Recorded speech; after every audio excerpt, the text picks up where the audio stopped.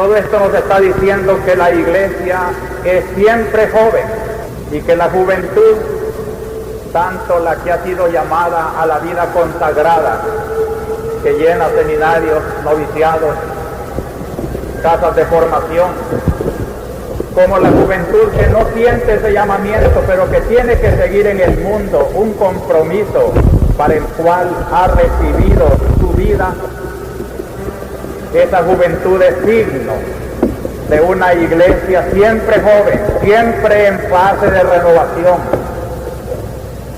Y el Espíritu Santo es el alma de esa renovación, esa ansia de espiritualidad.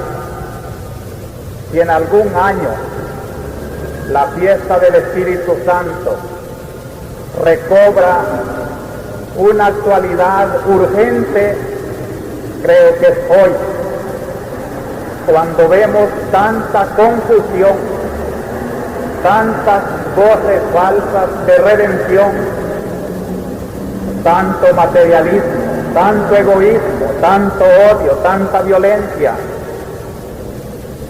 Es un momento precioso para sentir que esa ansia de justicia, de verdad, de absoluto, de trascendencia, corresponde a un anhelo profundo del hombre y que nadie lo puede llenar, sino es el Espíritu mismo de Dios que venga a tomar posesión y a llenar ese inmenso vacío que el hombre, como San Agustín, buscando en el mundo soluciones, no puede encontrar. Nos hiciste, Señor, para ti, y nuestro corazón anda inquieto hasta descansar en ti. Se explica que ustedes, queridos jóvenes, busquen muchas veces esos caminos de lo espiritual en doctrinas que en vez de llenar hacen más misteriosa la fe de infinito que todos llevamos. ¿Cuántos buscan en falsos gnosticismos, en espiritualismos de tipo oriental, o quién sabe lo que es peor, en evasiones de la droga, del vicio, del placer, o buscando en las luchas falsas de la violencia, de la revolución, de la guerrilla? Cuánta juventud se pierde, que lleva el ansia de la justicia, de lo absoluto, del espiritual, que está como intoxicada en medio de un mundo que no se levanta más allá de las tejas. No pierdan esa ansia nunca, pero no la busquen por caminos torcidos. La iglesia tiene una respuesta y es la que está dando este día. Pentecostés es una fiesta de origen bíblico. Nació como una fiesta de acción de gracias en el tiempo de la recolección. Pentecostés suena a 50 días, 7 semanas. 7 semanas después que se recogía la primera gavilla, cuando ya se terminaba la cosecha, iban a ofrecer al Señor las primicias y a darle gracias por aquella cosecha. Posteriormente los judíos le dieron también el sentido de un aniversario de la fiesta de la alianza de Dios con Moisés en el Sinaí, y renovaban en Pentecostés los compromisos de la alianza. Pero el cristianismo le dio otro sesgo más profundo. Pentecostés, número 50, símbolo de perfección, de plenitud. Desde la resurrección de Cristo hasta hoy, 50 días, la plenitud pascual, como el gozo completo que decía Cristo, la paz que nadie puede turbar. Se celebra como plenitud de la resurrección de Cristo y de su ascensión a los cielos, la venida del Espíritu de Cristo enviado por el Padre y por el Hijo, como lo había prometido el Señor. Les conviene que me vaya, porque si no me voy y no soy glorificado, no les puede enviar el Espíritu. Y los mandó a estar en oración, como han estado estos jóvenes preparándose para la confirmación. Y un día como este vino el Espíritu. Es el nacimiento de la iglesia, es la clausura de la Pascua, es el tiempo que marca profundamente el espíritu de nuestra misa de cada domingo y nuestra vida cristiana, donde quiera que se desarrolle. Tenemos que ser un testigo del Pentecostés, del Espíritu de Cristo que ha venido a sus cristianos. Me alegro pues de presentar en este domingo de la plenitud pascual como un resumen desde toda la temporada en que hemos estado celebrando la redención cristiana. Recordarán los que han seguido el hilo de estas predicaciones y no se fijan solamente en los aspectos que tocan las realidades políticas y sociales de la tierra, y me han calumniado diciendo que es una predicación política la mía. Los que han seguido con sinceridad, con lealtad cristiana mi catequesis durante la Cuaresma, la Semana Santa, la Pascua, verán que la hebra principal que va uniendo mi pensamiento con el de ustedes como comunidad que quiere alimentarse de la palabra de Dios ha sido una reflexión larga y profunda sobre la redención presentada este año bajo el signo de la alianza entre Dios y los hombres. Fueron los domingos de Cuaresma los que aprovechamos siguiendo las lecturas bíblicas para bosquejar aquellas preparaciones que presagiaron y anunciaron la redención de los hombres. El arco iris con el que Dios señala a Noé, la primera alianza del hombre, Señor de la naturaleza, que no volverá a ser destruida por un diluvio, pero que los hombres se comprometen a conservar y cuidar, a repartir justamente, a considerar los dones de Dios en la naturaleza, no para derrocharlos. Hicimos una aplicación bien urgente a la conservación de los bienes que nos comprometen con Dios. Es espantoso oír por todas partes que va escaseando la gasolina, que el aire se está corrompiendo, que no hay agua, que hay regiones de nuestra capital donde el agua apenas llega por minutos y a veces nada, que los mantos de agua se están secando, que ya no aquellos ríos pintorescos de nuestras montañas han desaparecido. La alianza del hombre con Dios no se está cumpliendo porque el hombre es el Señor de la naturaleza y se está convirtiendo en un explotador de la naturaleza. Hemos dicho también la alianza significada en la circuncisión, aparecía en los domingos de Cuaresma, Abraham, y luego Moisés, y luego los profetas anunciando que Dios hará una nueva alianza con los hombres. Y vino la Semana Santa, y la Semana Santa la presentamos como la celebración de esa alianza ya presente.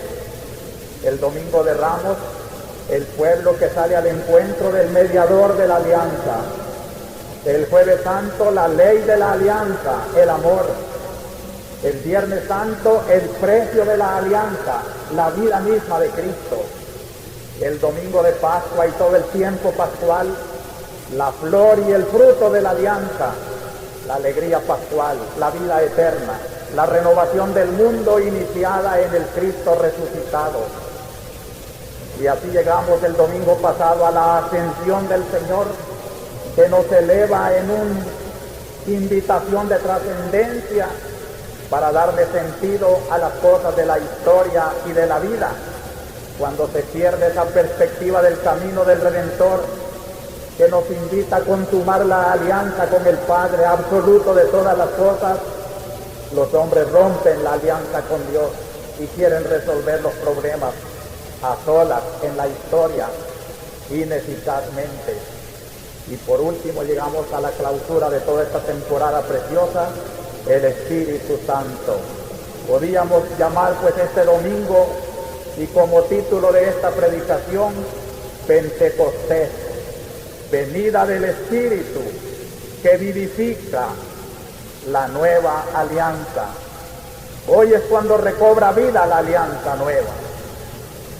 Reflexionemos brevemente, queridos hermanos, en estas tres ideas de Pentecostés que nos han sugerido las lecturas de hoy.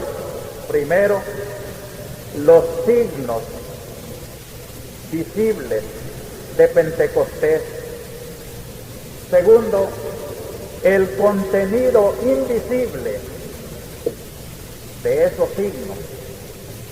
Y tercero, la iglesia, alianza vivificada por el Espíritu. Los signos los hemos escuchado hoy, pero antes quisiera que reflexionáramos cómo la iglesia, continuando la pedagogía de Dios, habla por signos.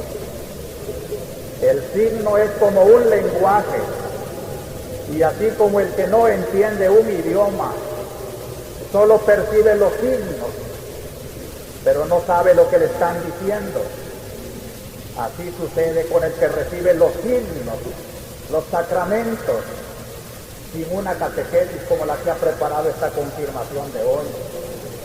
Los signos son lenguaje incógnito, y por eso no le hemos dado el sentido de nuestro bautismo, de nuestra confirmación, de todos los sacramentos.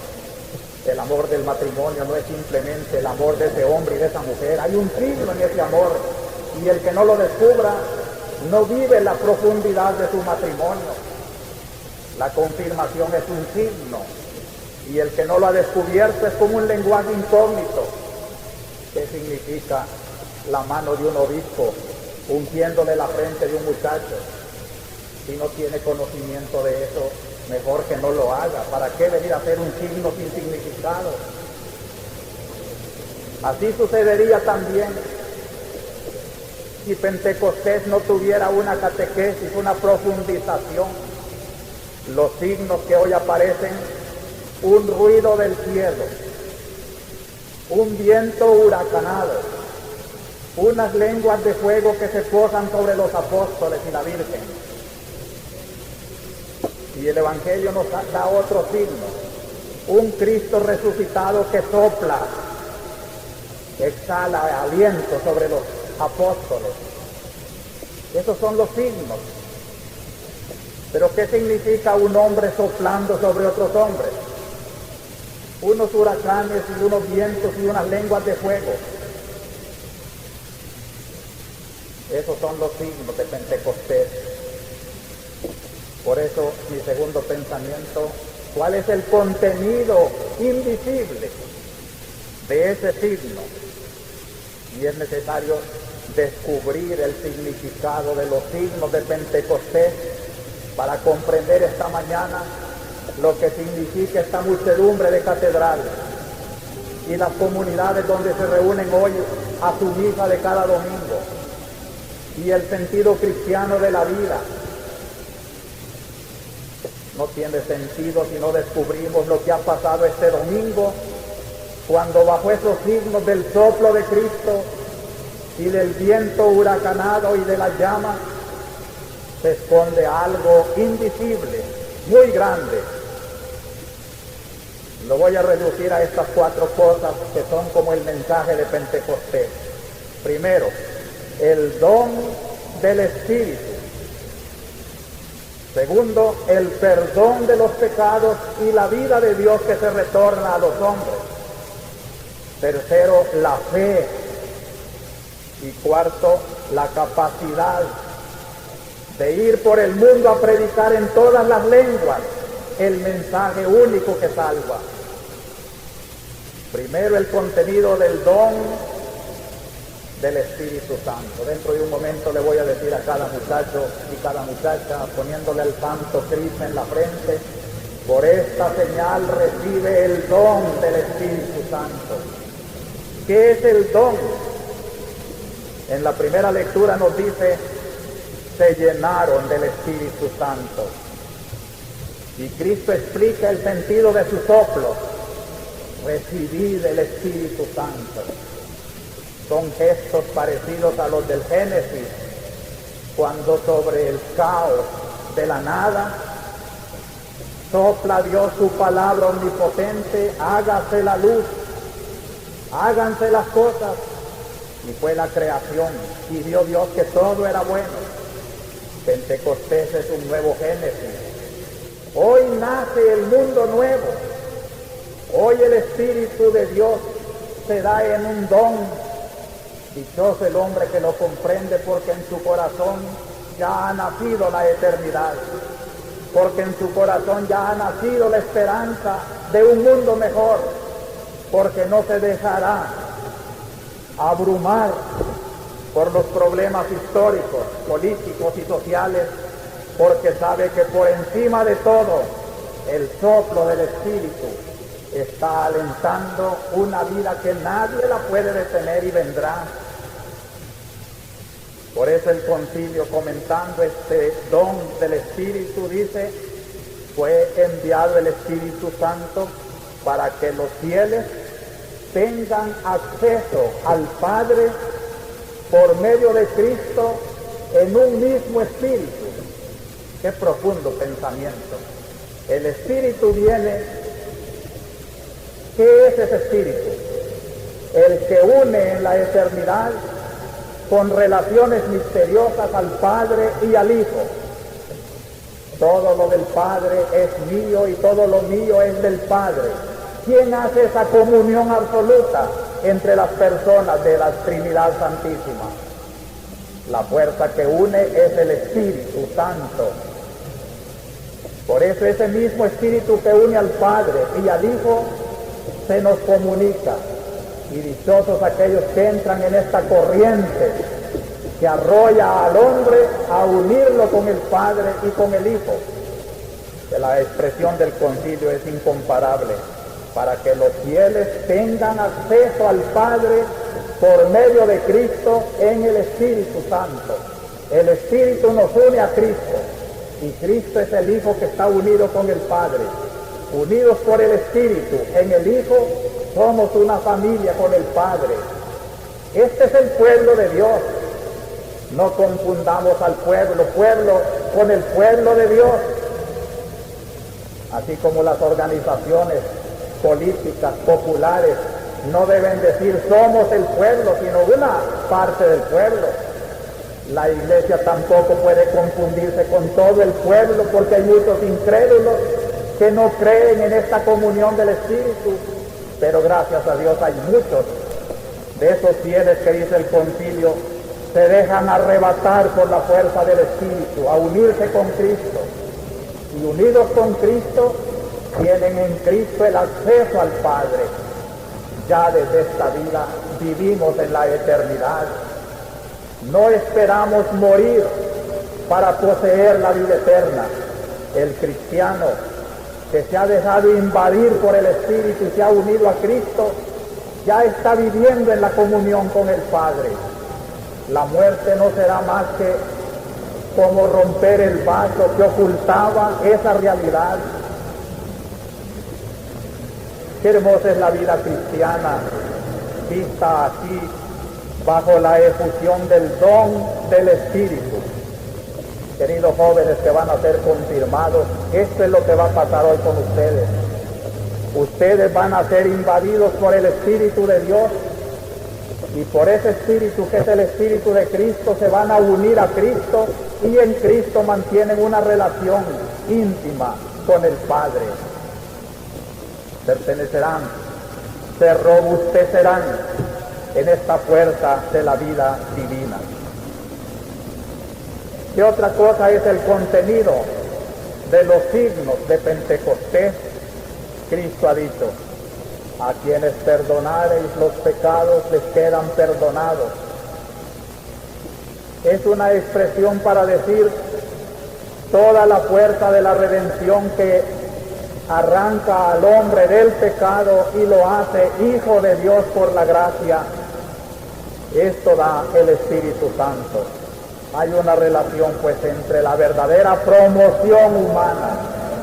Promoción humana no es solo sacar de la pobreza al hombre para que tenga dinero, sino ha entrado en esta promoción de hacerse hijo de Dios. De nada sirve tener dinero y nada estorba ser pobre. La verdadera promoción es aquella que eleva al hombre hasta hacerlo santo. Esta es la verdadera promoción, la santidad. El espíritu de la santidad se da precisamente para arrancar a los hombres de sus pasiones, de sus idolatrías, de sus pecados, de sus desórdenes, de sus egoísmos, de sus injusticias. Denle gracias a Dios que la Iglesia cumpla este deber y no se disgusten cuando la Iglesia señale el pecado en el mundo y quiera arrancar a sus hijos de ese pecado. Cuando le dice a la fuerza política: no abusen. Cuando le dice a la fuerza económica: no abusen. No se está metiendo la Iglesia más que en el cumplimiento de su deber de derrocar el pecado del mundo y promover a los hombres por el verdadero camino de la promoción y de la santidad. ¿Qué otra cosa contiene este don del Espíritu? La fe. La segunda lectura de hoy ha dicho una cosa que si no la comprendemos bien nos puede dar hasta risa de ridículo. Nadie puede decir Jesús es Señor si no es bajo la acción del Espíritu. Claro que materialmente cualquiera puede decir Jesús es Señor, pero lo estamos entendiendo como una profesión de convencimiento y como una profesión que lógicamente me lleve a adorar a solo Jesús y no estar queriendo hacer adulterios en mi corazón, reconociendo a Jesús como Señor, pero en cambio viviendo de otros ídolos: el dinero, las fuerzas sociales, los materialismos de la tierra.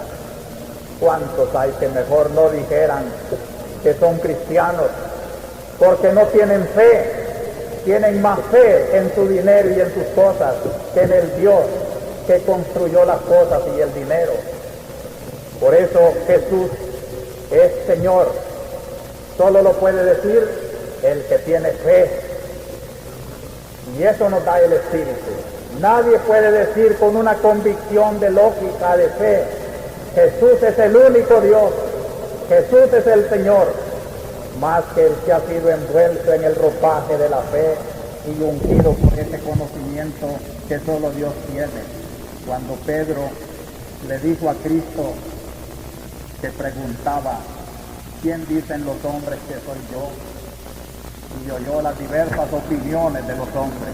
Unos que eres un profeta, que eres un gran filósofo, que eres un gran hombre. No me llena, dice Cristo. Ustedes que han vivido conmigo tanto tiempo,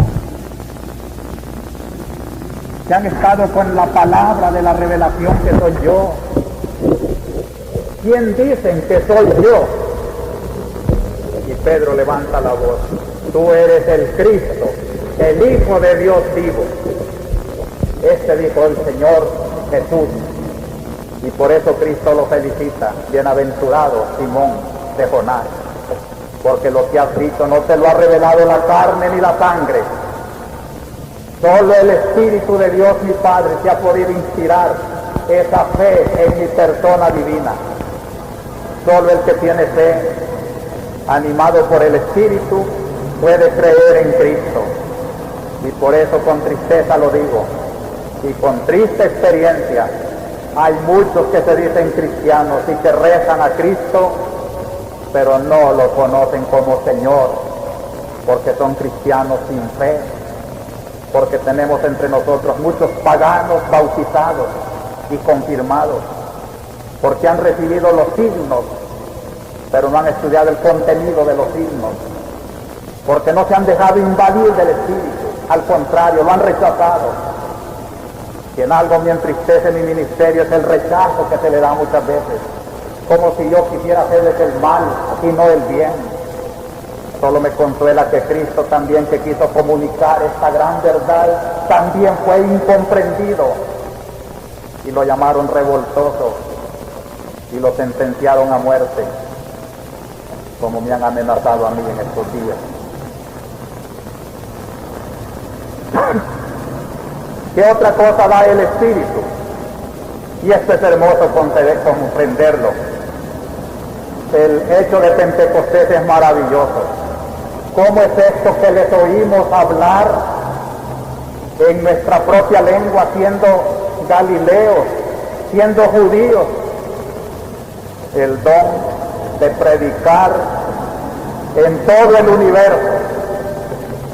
Aquel milagro se está realizando hoy, porque lo que yo estoy diciendo aquí en la Catedral de San Salvador con mi pobre español, lo está diciendo en Norteamérica en inglés el predicador de la misa de este domingo, y lo está diciendo en los dialectos de nuestros indígenas, el misionero que se adentra en las selvas de Guatemala o de Colombia o de cualquier parte del sur, o lo está diciendo en francés en el Canadá y en Francia el sacerdote de aquellas regiones, o en italiano en los inmensos dialectos del África. Es la misma iglesia que está predicando siempre el mensaje de Dios, y es un mensaje que no lo podemos alterar. Es divertido. Yo he recibido en esta semana acusaciones de los dos extremos, de la extrema derecha porque soy comunista y de la extrema izquierda porque ya me estoy haciendo de derecha. Yo no estoy ni de derecha ni de izquierda, estoy tratando de ser fiel a la palabra que el Señor me manda a predicar, al mensaje que no se puede alterar, al que a unos y a otros les dice lo bueno que hacen y las injusticias que cometen. Y lo hemos dado ya, creo, muy claro testimonio de que el don del Espíritu al que trato de ser fiel da esta capacidad también de poder identificar la iglesia verdadera, y solo la mala voluntad puede identificar esa iglesia con otros lenguajes, con otros idiomas. En la Babilonia de nuestro tiempo, donde cada uno se quiere adjudicar el triunfo y cada uno, hasta los mismos grupos reivindicadores, están en rivalidad unos con otros, qué clara es la voz de la iglesia, hasta poder llegar a decir como Cristo un día: no les puedo predicar otra cosa. Y ustedes también, por esto que les digo, se quieren ir. Entonces Pedro también contesta: ¿a quién iremos, Señor? Solo tú tienes palabras de vida eterna. No se fijen, hermanos, en las deficiencias que puede tener un predicador. Traten de pedirle al Espíritu Santo de comprender el mensaje que quiere llevar en nombre del Evangelio y de Jesucristo. Por eso, finalmente, el tercer pensamiento de Pentecostés: la iglesia es la alianza nueva vivificada por el Espíritu. Pentecostés de hace 20 siglos no hizo más que inaugurar una época nueva. Ya la anunciaron los profetas, la era mesiánica, como una era nueva, inspirada por el Espíritu. Los tiempos que vivimos después de Cristo se llaman los tiempos del Espíritu. Es el tiempo en que la iglesia va haciendo como el signo, como el germen, como la fuerza que unifica en la fuerza de Dios a los hombres. Y dice el concilio: no se asusten Sí es un pequeño grupo la iglesia en comparación de la inmensa mayoría de la humanidad. No temáis, dijo Cristo, pequeño rebañito, porque a vosotros os ha dado el reino de Dios.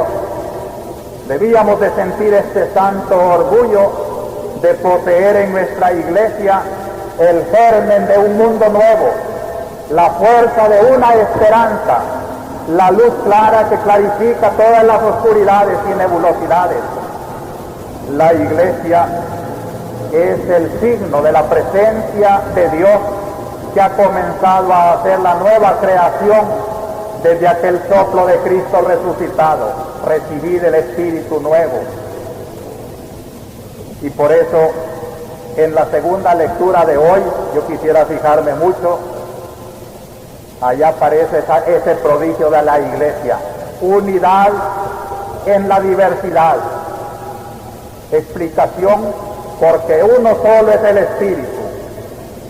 A uno se les da un carisma, a otro se le da otro carisma, a uno se le da una vocación, otro tiene otra vocación.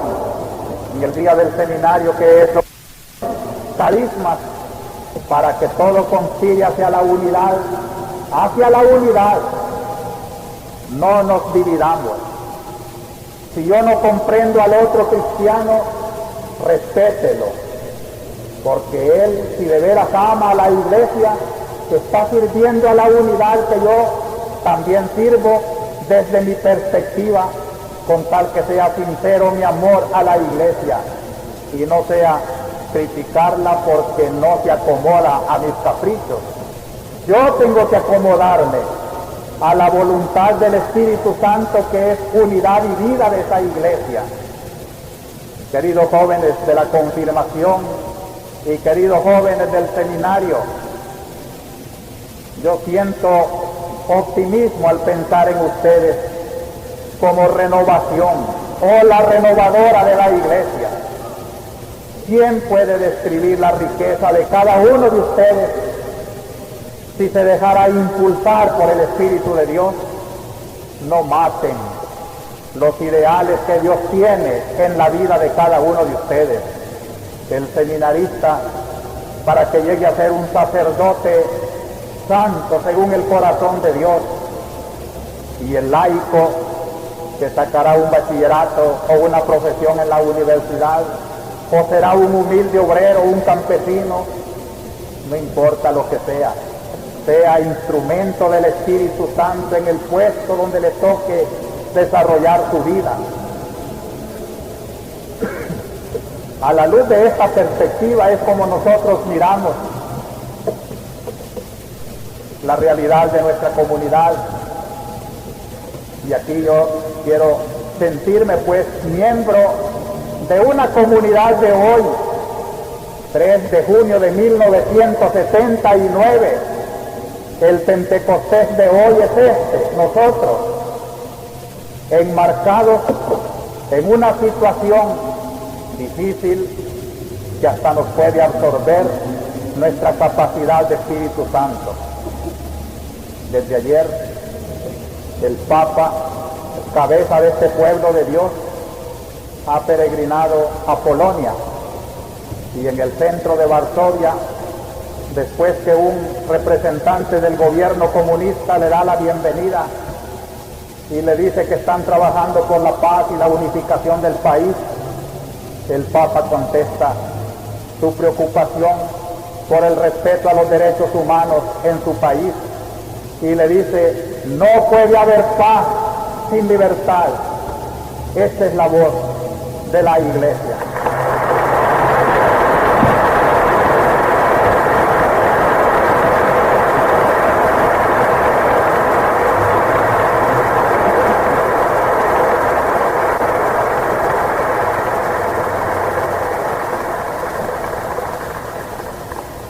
Y es que ese mismo espíritu que anima al Papa en su función universal y en Polonia, en un ambiente de una comunidad cristiana mandada por una autoridad comunista, se siente con esa santa libertad que en un país como México, también de decir cosas de acuerdo con nuestras realidades latinoamericanas. Y es el mismo espíritu que tiene que hablar en otras situaciones para decir, ojalá no se llamaran cristianos los que así atentan contra la libertad de la propia iglesia.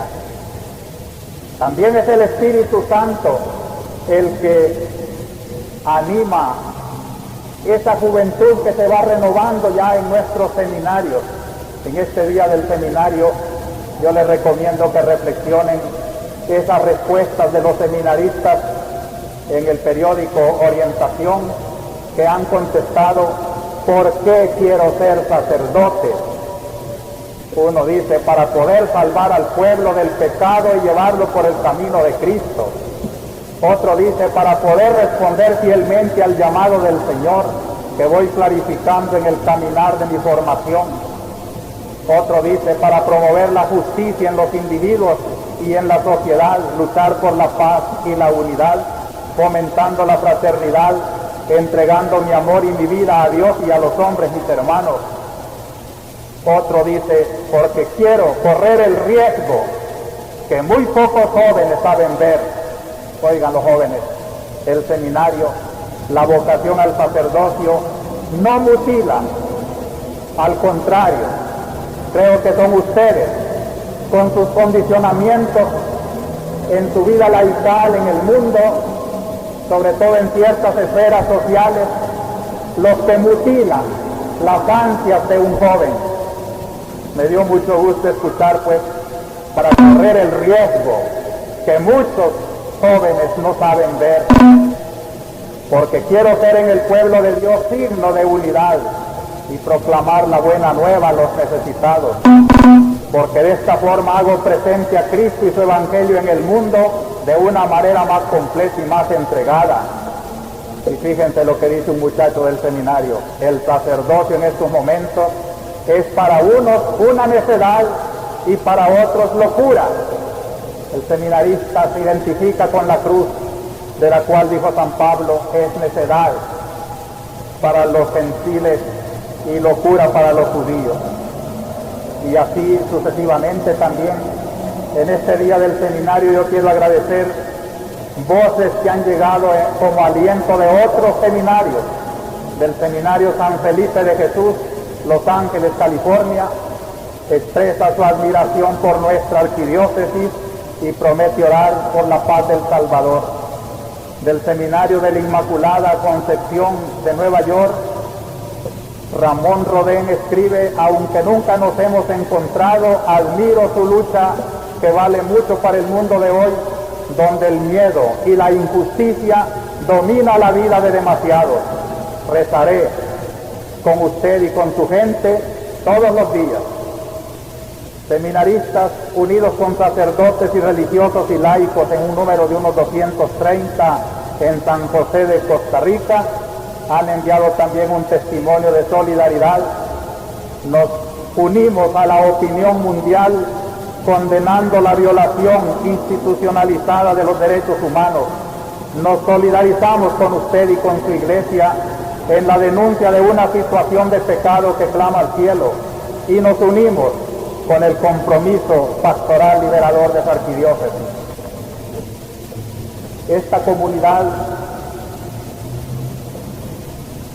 ha vivido en estos días, en esta semana, acontecimientos muy consoladores. Por no abusar del tiempo, solamente me refiero a la reunión de reflexión de las religiosas para analizar el caso de las religiosas guadalupanas sacadas de Arcatao hacia Guatemala en forma engañosa, aunque gracias a Dios el gobierno aquí corrigió su error, aunque las está acusando sin poder comprobar ni definir bien de qué las acusan. Yo quiero decir que están plenamente apoyadas por su arzobispo, y lo que predican de ninguna manera está fuera de la línea que la Iglesia quiere que se predique hoy. Lo mismo quiero defender al padre Modesto Villarán de Soyapango y al padre José Luis Burguet como fieles colaboradores a quienes conozco profundamente y de quienes no voy a creer las viles calumnias que se han publicado en estos días. Quiero sentir también, y sintamos como comunidad, la trágica muerte del padre Cabanillas, que fue párroco en San Jacinto y murió allá en un choque de tránsito por Santa Rosa de Lima. Quiero felicitar también a varias comunidades, tanto de religiosas como de laicos, que están promoviendo oración. Mucha oración hay en nuestra diócesis. No hay duda que el Espíritu de Dios sabrá responder a esa oración que yo la siento como una fuerza vital en la pastoral de nuestra arquidiócesis. Y aprovecho esta fiesta del Espíritu Santo para recordarles que el Espíritu ora en nuestro corazón, la oración más bella que puede surgir al cielo, porque la inspira el mismo Espíritu de Dios en nosotros, para que sigamos como una comunidad religiosa. Me decía, pedimos mucho por usted para que le dé siempre el don del discernimiento, que es lo que más hace falta ahora. Saber discernir entre lo bueno y lo malo, entre lo engañoso, lo ambiguo y lo verdadero. Y con la ayuda del Espíritu Santo creo que vamos llevando este deber tan difícil, pero tan consolador cuando cuenta con tanta oración. Supieron ustedes que nuestra catedral y la iglesia del Calvario fueron ocupadas por el Papu en estos días. Yo quiero solidarizarme con Monseñor Modesto López cuando dijo que la iglesia ciertamente es para el pueblo, pero que tiene una finalidad y es orar, y que no echemos a perder esa misión de la iglesia pervirtiendo sus fines con otros fines profanos. Mientras la YSAX dure en sus trabajos de reparación, son muchas las preguntas que están llegando.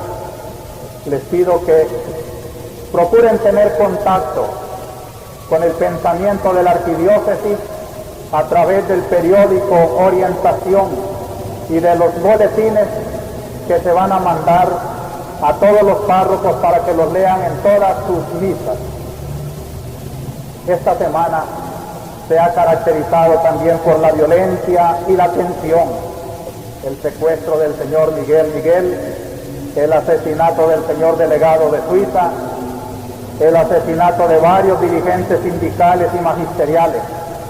Haciendo un resumen de las muertes violentas de mayo, resultan 115 muertos, tanto de cuerpos de seguridad, de orden, de BPR, de otras agrupaciones, como de transeúntes, y se ha acrecentado un número trágico de gente que aparece matada en los caminos.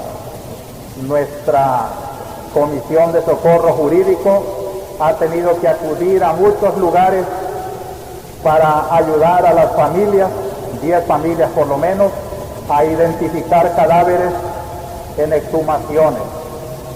Y dice el Socorro Jurídico que dentro de poco, tal vez, en vez de defender vivos, estará solamente desenterrando muertos. También 55 capturados en este mes, de los cuales 30 han entrado en el número de los desaparecidos.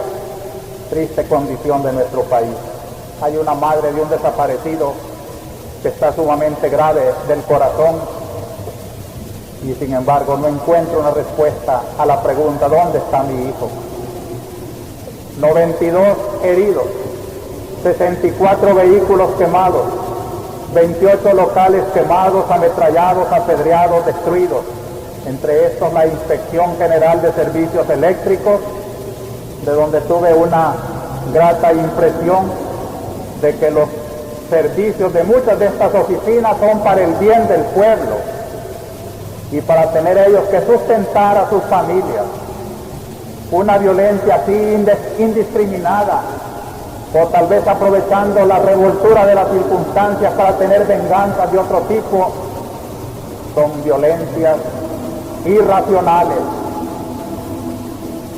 También quisiéramos llamar a no abusar de la situación de estado de sitio.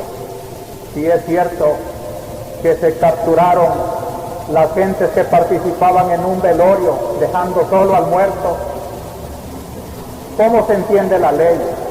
Este es el fruto de los legalismos, cuando el hombre está muy por debajo de la ley y se olvidan del gran principio humano. No es el hombre para la ley, sino la ley para el hombre.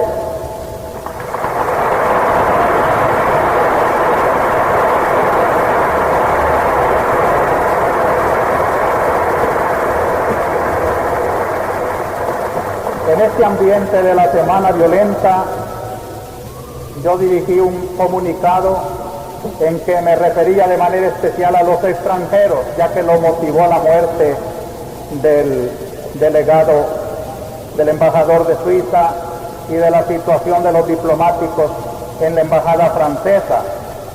Y recordaba que no se justifican estas acciones violentas contra extranjeros enviados para mantener y estrechar los lazos de amistad de su pueblo con el nuestro, que siempre se ha caracterizado por su hospitalidad, y presionar a esos diplomáticos a violar sus principios de no intervención.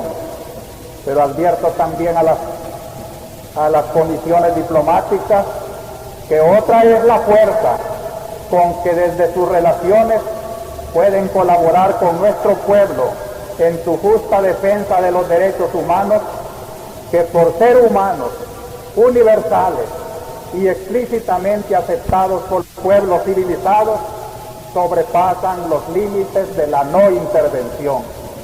También decía que los ciudadanos de otros países que vienen a trabajar con nosotros, cuánto beneficio sacaríamos si ellos y nosotros realizáramos el deseo que se expresó en Puebla, que nos ayuden con magnanimidad a vencer las barreras de nuestro subdesarrollo, respetando nuestra cultura, nuestros principios, nuestra soberanía, nuestra identidad, nuestros recursos naturales. En ese espíritu creceremos juntos como hermanos de la misma familia universal. Y en este llamamiento decía que ante la desesperación, la Iglesia tiene siempre una palabra de esperanza. No es la violencia de la injusticia social o de la represión, ni la violencia de las reivindicaciones inspiradas en soberbia, venganza o resentimiento las que van a ofrecer la solución a la evidente descomposición sociopolítica del país.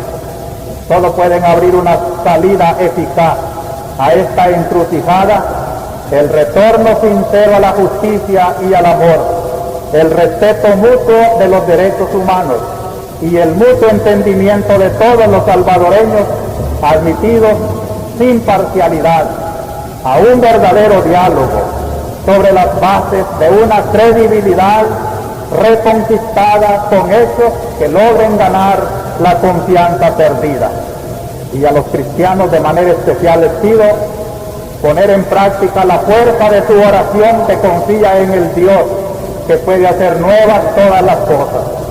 Y así termino recordando que estamos en esta fiesta del Espíritu que renueva al mundo y que nuestra patria no debe desesperar. Que en este día en que se abren las puertas del cielo para enviarnos ese soplo de Dios, le abramos el corazón a la esperanza y cada uno de nosotros sea un colaborador de Dios para ser artífice de paz, de amor, de justicia. Esto de manera especial lo digo por los jóvenes que hoy celebran su día junto al Espíritu Santo, los seminaristas y sobre todo los que van ya a pasar para recibir la Santa Confirmación.